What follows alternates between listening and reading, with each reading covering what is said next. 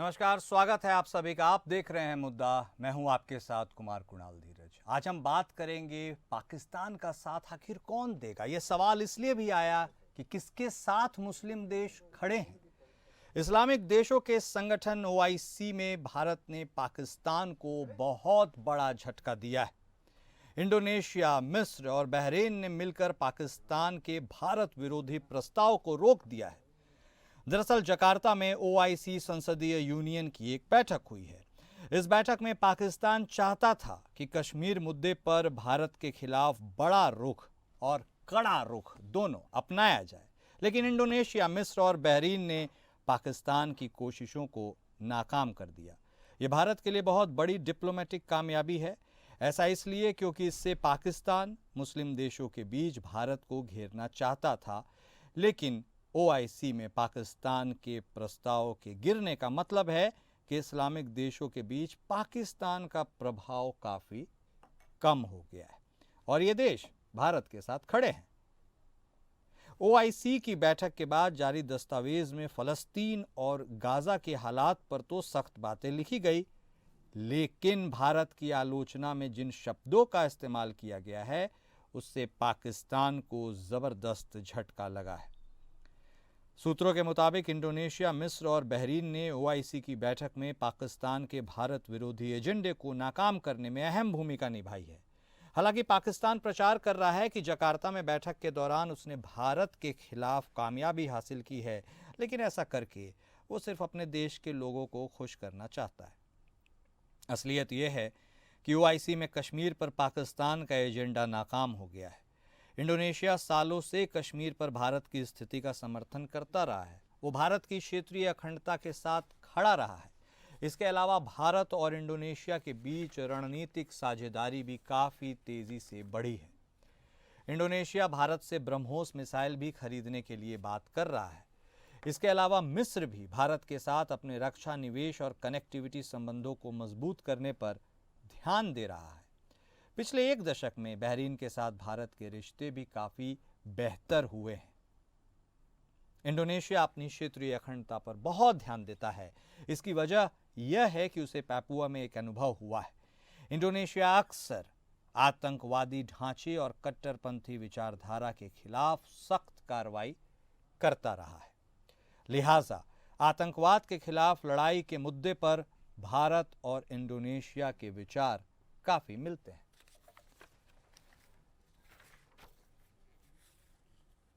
और जिस तरह के राग को पाकिस्तान अलापने की कोशिश कर रहा था, उसमें उसको मुंह की तो खानी पड़ी है, लेकिन वहां पर मुंह की खाने का मतलब क्या है? क्या तमाम इस्लामिक देशों के बीच पाकिस्तान की विश्वसनीयता पर सवाल खड़े हुए हैं? आज इस बारे में जानने और समझने की कोशिश करेंगे। हमारे साथ हमारे खास मेहमान जुड़ चुके हैं। हमारे साथ संजीव श्रीवास्तव साहब जुड़ चुके हैं, आप विदेश मामलों के जानकार हैं। हमारे साथ ग्रुप कैप्टन बीएन झा साहब भी जुड़ चुके हैं, आप रक्षा विशेषज्ञ हैं। आप दोनों खास मेहमान का स्वागत है। सबसे पहले शुरुआत श्रीवास्तव साहब आपके साथ। किसके साथ मुस्लिम देश हैं, इसी बात से शुरुआत करते हैं। पाकिस्तान जिस विश्वसनीयता को बटोरने की कोशिश करता है अपने तमाम समकक्षों के साथ, यदि कहा जाए तो गलत नहीं होगा, क्या उसमें उसे कोई एज मिला या फिर हर बार की तरह नाकामी साबित हो गई? और ऐसे में अब उसके पास विकल्प क्या है? कुछ देश तो भारत के साथ ही खड़े हैं। देखिए कुणाल जी, एक बात बिल्कुल स्पष्ट है कि भारत की वर्तमान समय में जो अंतर्राष्ट्रीय समुदाय में क्रेडिबिलिटी है वो बहुत ही ऊंची है, बहुत बड़ी है। और इस्लामिक जो राष्ट्र है उसमें भी भारत की जो महत्ता है, भारत का जो प्रभाव है, जो भारत की जो क्रेडिबिलिटी है वो लगातार गहरी हो रही है। और इसका प्रमाण एक बार फिर से मिलता है कि जब तीन राष्ट्रों ने, इजिप्ट, बहरीन, इंडोनेशिया ने इस तरीके का एक अपना पॉस्चर किया कि उसमें भारत के प्रति उन्होंने गहरा सहयोग दिखाया और एक पाकिस्तान के मूव को ब्लॉक किया। इससे ये बात बहुत स्पष्ट है कि आतंकवाद के संदर्भ में भी आज भारत को हर जगह गहरा और बड़ा सपोर्ट मिल रहा है। और इस्लामिक राष्ट्र भी इस बात को अच्छी तरह से जानते हैं कि जो आतंकवाद की जो चुनौती है वो पूरी मानवता के समक्ष चुनौती है। मिडिल ईस्ट रीजन में अगर आप देखें तो वहां पर आतंकवाद के विरुद्ध एक बड़ी लड़ाई चल रही है। वहां पर जो आतंकवादी संगठन है, हमास हो, हिजबुल्लाह हो, हुती हो, इराक और सीरिया में ऑपरेट कर रहे छोटे बड़े अन्य आतंकी संगठन हो, या जो पाकिस्तान के जो आतंकी संगठन है, और जाहिर है कि जो अल कायदा, इस्लामिक स्टेट जैसे जो आतंकी संगठन है, उनका खतरा भी मिडिल ईस्ट में लगातार बना रहता है। तो ऐसे में जो इस्लामिक राष्ट्र भी इस बात को चाहते हैं कि आतंकवाद की चुनौती पर विजय हासिल की जाए, और ये जो इस्लामिक राष्ट्र है वो अब सकारात्मक तरीके से अपने राष्ट्र के उत्थान और विकास के लिए कार्य कर रहे हैं। जैसे कि अभी आप इस्लामिक वर्ल्ड के जो लीडर्स सऊदी अरबिया, यूएई जैसे राष्ट्रों को देखें, तो ये जो राष्ट्र है मॉडर्नाइजेशन की तरफ बढ़ रहे हैं। सऊदी अरबिया के जो क्राउन प्रिंस मोहम्मद बिन सलमान का विजन 2030 है, उसके तहत वो सऊदी अरबिया की इकोनॉमी को, वहां की पूरी सोसाइटी को लगातार आधुनिकीकरण उसका कर रहे हैं। और एक और जो मिडिल ईस्ट रीजन के जो राष्ट्र हैं, वो इस बात को भी जानते हैं कि आने वाला जो भविष्य है वो सिर्फ फॉसिल फ्यूल पे नहीं रह सकता। फॉसिल फ्यूल की जो उपयोगिता कम होती जा रही है, जो विश्व जो है क्लीन एनर्जी की तरफ बढ़ रहा है, और ऐसे में ये जो राष्ट्र हैं वो अपने भविष्य को लेकर के भी चिंतित हैं कि जब फॉसिल फ्यूल की जो और के ऊपर डिपेंडेंसी संसार की कम होगी, तो ऐसे में उनकी इकोनॉमी का क्या होगा। तो ऐसे में वो अपनी इकोनॉमी को डाइवर्सिफाई कर रहे हैं, और इस डाइवर्सिफिकेशन की प्रक्रिया में, इस मॉडर्नाइजेशन की प्रक्रिया में जो इस्लामिक जो वर्ल्ड के जो राष्ट्र हैं वो भारत को एक महत्वपूर्ण सहयोगी के तौर पर देखते हैं, और वो जानते हैं कि भारत विश्व की सबसे तेज गति से बढ़ती हुई मेजर इकोनॉमी है, विश्व में टेक्नोलॉजिकली बहुत ही एडवांस जो कंट्री है, और भारत जिस तरीके से अपने रिसर्च एंड डेवलपमेंट बेस को डेवलप कर रहा है, और यदि आप इंफॉर्मेशन टेक्नोलॉजी के सेक्टर में देखें तो भारत एक बड़ी महाशक्ति पहले ही बन के उभर चुका है। तो और विश्व के का सबसे बड़ा लोकतांत्रिक बाजार तो है ही, तो ऐसे में और सबसे बड़ा लोकतंत्र तो है ही, तो ऐसे में जो इस्लामिक वर्ल्ड के जो राष्ट्र हैं वो भारत की महत्ता को बहुत अच्छी तरह से समझते हैं। और इसी वजह से आप देखिए, तो चाहे वो I2U2 का इनिशिएटिव हो, जिसमें कि India, United states of America, Israel और यूएई है, या उसी के तरीके से जो India middle east Europe economic corridor है, जिसके माध्यम से भारत से पूरे यूरोप तक मिडिल ईस्ट रीजन को लेते हुए कनेक्टिविटी बढ़ाई जा रही है, और उसे तो अब डोनाल्ड ट्रंप अमेरिका तक ले जाना चाहते हैं सी केबल के माध्यम से। तो ऐसे में जो इस्लामिक वर्ल्ड के जो राष्ट्र है वो भारत की महत्ता को समझते हैं।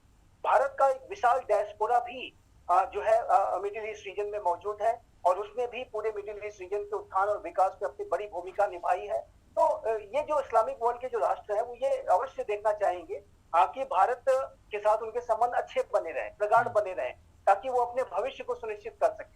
तो क्या ये इस्लामिक जो नेशंस है, माफ कीजिएगा श्रीवास्तव साहब को टोक रहा हूं, पाकिस्तान सिर्फ धर्म को फंडामेंटल बनाकर, बेसिस कर जो विचारधारा में सेपरेशन की कोशिश करता है, ये जो तमाम ऐसे देश हैं जो उन्नत हैं, ये उस बात को समझ गए हैं कि सिर्फ धर्म के नाते आप किसी से दुश्मनी नहीं कर सकते हैं, और ट्रेड जहां और उसकी संभावनाएं हैं वो उस ओर बढ़ेगा? क्या ये स्पष्ट है? ये बिल्कुल आपने बहुत अच्छा पॉइंट बताया है। देखिए, ये जो आतंकी हैं ये विश्व में धर्मों के आधार पर एक दूसरे के टकराव को बढ़ाना चाहते हैं। जो हमास ने इजराइल के ऊपर हमला किया वो भी एक क्लैश ऑफ सिविलाइजेशंस की शैतानी विचारधारा के आधार पर किया गया था। उसी तरीके से जो आतंकी पहलगाम में आए और उन्होंने जिस तरीके से हिंदू और मुस्लिम कम्युनिटी के लोगों को सेग्रीगेट किया और हिंदू कम्युनिटी के लोगों की हत्या की, उसका भी पर्पस यही था कि क्लैश ऑफ सिविलाइजेशंस को बढ़ाना है, धर्मों के बीच में टकराव को बढ़ाना है, सांप्रदायिक सौहार्द के माहौल को बिगाड़ना है।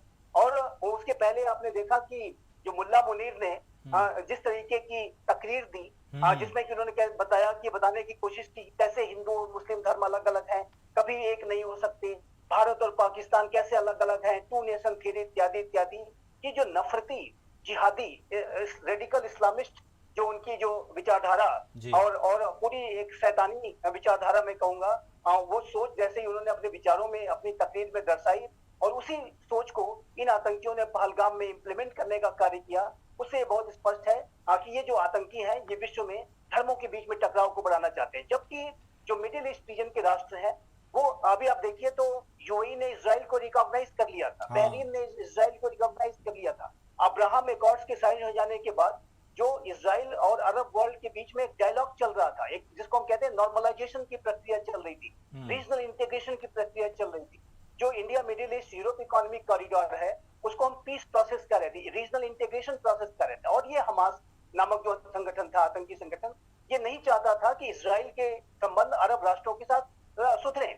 और उसी तरीके से ये पाकिस्तान के जो मुल्ला मुनीर है, ये नहीं चाहते कि भारत में सांप्रदायिक सौहार्द का वातावरण बने। भारत तेज गति से कैसे आगे बढ़ रहा है, उस प्रक्रिया को तोड़ने के लिए उन्होंने इस तरीके की शैतानी साजिश रची। तो ये स्पष्ट है कि ये जो जितने भी आतंकी हैं, ये धर्मों के बीच में टकराव को बढ़ा करके, हिंसा, घृणा, वैमनस्य की जमीन को तैयार करके अपनी आतंकवाद की फसल उगाना चाहते हैं और अपने वेस्टर्न इंटरेस्ट को पूरा करना चाहते हैं। और इसको डिफीट करने के लिए इसी वजह से ये बेहद आवश्यक था कि भारत इसका एक कड़ा रिस्पॉन्स करे और एक कॉम्प्रहेंसिव काउंटर टेररिज्म स्ट्राइक करे। और इजराइल ने भी वैसे ही स्ट्राइक की। इजराइल, यद्यपि कि सच है कि निर्दोष लोग बहुत मारे जा रहे हैं गाजा में, लेकिन हमास के द्वारा जो एक दिन में 1200 लोगों को जिस तरीके से मौत के घाट उतारा गया था, उसी तरीके का जो छोटा कृत्य पहलगाम में आतंकियों ने किया था। और जाहिर है कि इन दोनों में सिमिलरिटी है, दोनों की सोच में सिमिलरिटी है। और इसी वजह से दोनों के ऊपर एक कड़ा प्रहार, एक कड़ा जो इसका जो रिस्पांस है वो किए जाने की आवश्यकता थी, जो कि इजराइल ने तो किया ही है, भारत ने भी अब ये करके दिखा दिया है। ठीक, ग्रुप कैप्टन झा साहब भी हमारे साथ जुड़े हुए हैं। जैसा स्पष्ट सवाल, आप ये जो OIC में हुआ, यदि मैं गलत नहीं हूँ 57 इस्लामिक राष्ट्र हैं इसके मेंबर्स, ऐसे में कुछ राष्ट्र, चाहे बात की जाए मेजबान इंडोनेशिया की, बहरीन की, मिस्र की, खुलकर सपोर्ट करते हुए भारत के साथ खड़े नजर आए। Do you see it as a diplomatic success? अगर आप और हम इस्लामिक OIC जो है उसकी अगर हिस्ट्री को जानते हैं जी, तो बहुत ज़्यादा आप उत्साहित नहीं हुई इस बार। आप 4 कंट्री ने इंडिया को सपोर्ट किया हुआ, एक तरह से जो एक यूनानिमस कंडेमनेशन होती है वो लाने की कोशिश की थी पाकिस्तान ने, वो नहीं हुआ। और उसमें 4 कंट्री जो हैं, आपने सारे नाम लिए, ये इस बार कुछ ऐसे हैं जो नए कंट्री हैं जो इन्होंने एक स्टेप लिया हुआ है। लेकिन अब मैं आपको याद दिलाना चाहूंगा कि बाकी कंट्री क्यों नहीं इसको ऑब्जेक्ट किया।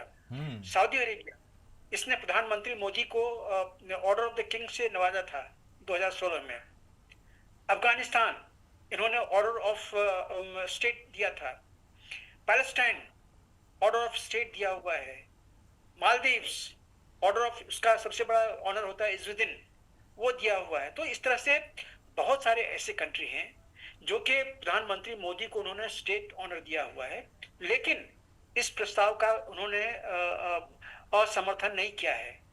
मतलब ये हुआ कि कहीं न कहीं एक जो वो डुप्लिसिटी होती है ना, कि दिखाने के लिए हम आपके साथ खड़े हैं या हम आपको बैड लाइट में नहीं दिखाना चाहते हैं, लेकिन वहीं पे जो दूसरे स्टेट्स हैं वो आपके साथ नहीं है। नहीं तो क्या कारण था कि यूनाइटेड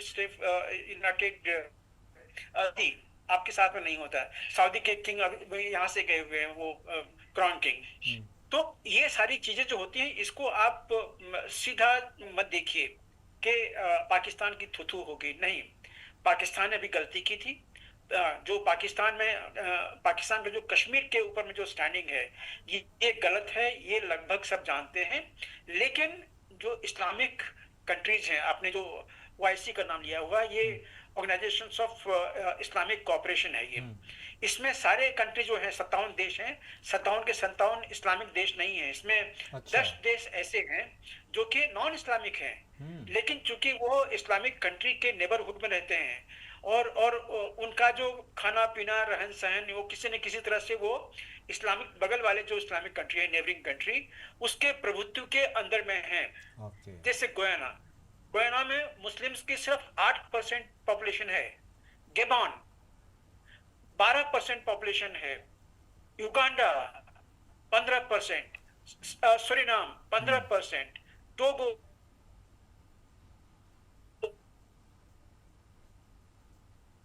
19% के आसपास में है, रहते हैं। वो जानते हैं कि उनका सब कुछ जो है, अगर वो विपरीत चलेंगे उस इस्लामिक कंट्री के, तो फिर वहाँ के जो इस्लामिक जो रेडिकल्स हैं या टेररिस्ट हैं आके यहाँ पे उत्पात मचाएंगे। तो चाहे डर के बदले के बजाय कहिए, या फिर अपने नेबर से दुश्मनी नहीं करना है, इसलिए वो ओआईसी के मेंबर बने हुए हैं। और कहते हैं ना कि किसी को छोटा सा एक टुकड़ा दे दो, उसको अपने साथ कर लो। यही है, ये छोटे छोटे कंट्री हैं, इसकी इकोनॉमी बहुत कम है और ओआईसी के पास में बहुत धन है। उनका तेल जब से आना शुरू हुआ है उसके बाद इनके पास में बहुत धन है। उससे अगर $1 मिलियन मान लीजिए दे दिया किसी कंट्री को तो वो खुश है। तो वो ये इस तरह की जो पॉलिसी है, जैसे चाइना कर रहा है आज के दिन में, हाँ। पूरे विश्व में चाइना का जो इकोनॉमी है उसका एक छोटा सा पोर्शन दे दीजिए, ऋण दे दीजिए उसको, वो कंट्री को अपने हाथ साथ में कर लीजिए। तो ये जो नीति है ये नीति गलत है। और इसलिए मैं कह रहा हूं कि ओआईसी में आज के दिन में 47 कंट्री हैं और उस 47 के 47 कंट्री जो हैं वो कहीं न कहीं भारत के साथ में या नॉन मुस्लिम्स के साथ में अपनी जो किसी भी तरह की जो कॉपरेशन है वो सिर्फ दिखावे के लिए रहते हैं। अगर नाम ले लीजिए तो शायद 47 जो इस्लामिक कंट्री हैं उसमें अल्जीरिया, उसमें मडागास्कर, उसमें ट्यूनिसिया, ये सिर्फ 3 स्टेट हैं जहां पे के नॉन मुस्लिम्स का रिप्रेशन एक्टिवली नहीं हो रहा है। नहीं तो जितने कंट्री में सबों के नाम ले लीजिए। यहाँ तक कि सेंट्रल एशिया में जो ताजिकिस्तान था, उज्बेकिस्तान था, यहाँ पे लोग सुरक्षित थे, जो नॉन मुस्लिम्स थे वो अपने आप को सुरक्षित फील कर रहे थे, लेकिन आज के दिन में वो भी सुरक्षित नहीं है। तो ये जो इस्लामिक कंट्री का अप्रोच है आने वाले दिनों में और भी ज्यादा रेडिकल होगा। जितने भी 300 से ज्यादा जिहादी ऑर्गेनाइजेशंस हैं इनको यही इस्लामिक कंट्री जो है फंड करते हैं, कोई कम कोई ज्यादा। और जहां तक भारत के साथ खड़े होने का सवाल है, जिनका अपना पर्सनल इंटरेस्ट है भारत में, वो भारत के साथ में शायद खड़े हो जाएं, लेकिन कश्मीर के मामले में वो भी खड़े नहीं होते हैं। इस बार आपने 4 कंट्री का नाम लिया, पिछली मीटिंग हुई थी, देखिए उसमें कौन था, उसमें सबों ने कंडेम किया था। उसके पिछले मीटिंग देखिए, उसमें सबों ने कश्मीर का साथ दिया था, पाकिस्तान का साथ दिया था। तो अभी ये क्या कहते हैं इसके ऊपर मत जाइए, लेकिन सबसे चीज है कि अब हम कह रहे हैं कि हम लोग नए भारत में हैं। अब ये विचार करना छोड़िए कि कौन आपके बारे में क्या सोचता है, आप अपने बारे में सोचिए।